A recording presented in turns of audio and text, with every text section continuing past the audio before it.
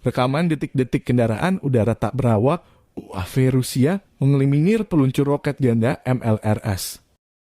Drone menyasar target dengan akurat. Drone pengintai Rusia lebih dulu mendeteksi peluncur roket multipeluncuran MLRS Angkatan Bersenjata Ukraina. MLRS ini baru saja dipindahkan ke tempat lain untuk mengisi ulang setelah melancarkan salvo ke pertahanan Rusia di arah Ugledar. Serangan UAV Rusia mengakibatkan kehancuran landasan peluncuran dan depot rahasia dengan persenjataan untuk MLRS. Video dipublikasikan militer Rusia 12 November. Konflik Rusia dan Ukraina memasuki hari ke-262, belum ada tanda perdamaian. Korban berjatuhan dari kedua belah pihak. Masing-masing kubu mengklaim kerugian besar di pihak musuh. Amerika Serikat, NATO, dan negara-negara Barat terus mensuplai senjata ke Ukraina.